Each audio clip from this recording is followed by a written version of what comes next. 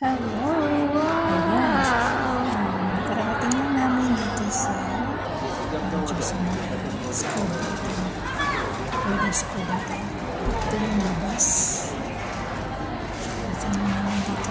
Medyo gabi na. Sumemple ako sa bullet. Nag-video sa labas.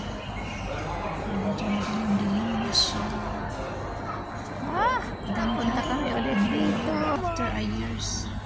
After 2 years, I think. Ibalik kami ulit dito. Mas maganda ang design ngayon. It's beautiful. Ganda ng buwan.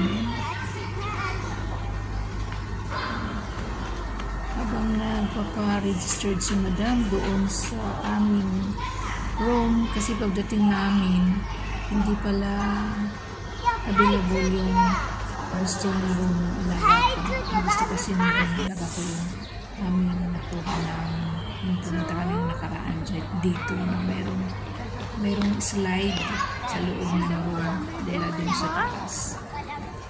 Nung dumating kami, wala na daw available. Kaya nag-aantay si Madam kung mayroong pinacheck na kung mayroong mag-check ulit. Wala. So, ako naman, gumalang muna sa gate. Iniwan ko yung alaga ko doon sa room. At sila maglola. Busy magtingin-tingin. Ako naman, nag-video-video sa gate. Labas at loob. Ito na yung loob. Hindi yung pinakabungan talaga. Hindi ko na-videoan kasi nag-video kami ng aming mga gamit. So, long time na talaga yung dito sa loob.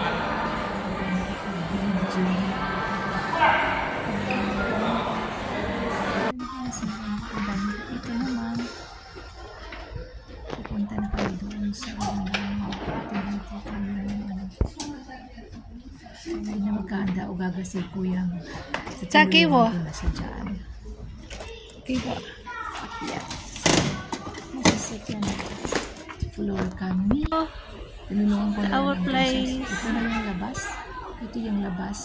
Sa may terrace. Ito nag-video sa may terrace. Ito yung terrace na sila. Papunta na sila sa kainan sa restaurant. Beautiful. Punta sa restaurant. So, ayan ako dyan. Ito, nag-video-video sa ulit. Sa labas ng terrace. Ang ganyan talaga pagkagabi. Yung place na to. Si Scobe. Scobe River Resort. Sa may Guangzhou. Guangzhou, China. Ang ganda niya talaga. As in. Ganda niya. Tapos, bababa kami para mag-dinner. Hindi ko na nakuhanan yung pagpasok namin doon sa loob ng restaurant. Ito yung room namin. Ayan yung nabikin na. Before is doon kami sa place. Dalawa lang yung bed na available. So ako matutulog. Ito yung mini bathtub sa labas. Nag-swimming kami dyan nung alaga ko. Kaming dalawa lang. So ayan. Balik ako ulit sa labas. Video ulit. Hello everyone! Galing lang, diba? Ang buhay ko ganyan. Kung saan yung gusto pumunta ng alaga ko. Ito yung room, ito yung bed namin. Andun ako. So ito, pupunta na kami dito sa restaurant. Ang dilim sa labas. We're going to restaurant. Ito siya. May kadiliman lang. Yung mga ano na siguro ito mga alas 7 or going to 8 p.m. Beautiful. Labas ng restaurant. Gawin nyo na mag-ina. Dumaan sa likod ko. Ayan yung way papunta ng restaurant. So nag-video muna ako ulit. Umikot-ikot. Saglit.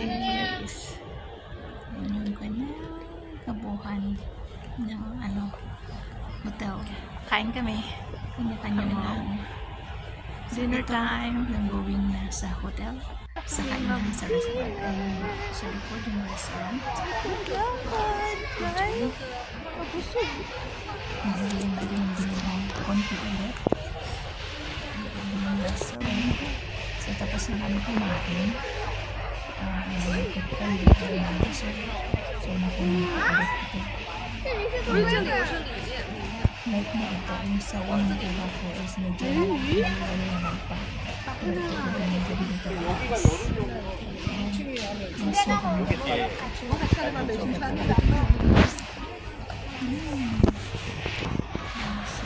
may kadilim. Pupunta kami dyan, may pupunta kami sa kabilang side.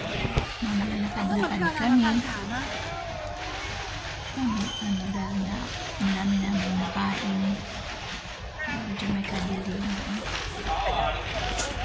Thank you so much guys. Thank you for watching. Please don't skip my ads. Thank you so much. Enjoy for watching. Ayan, dito na guys. Dito yung nalipat dito yung palaruan ng mga bata. So, pumusing ako ulit. Pusing ulit ako kasi nagandahan ako kay mama.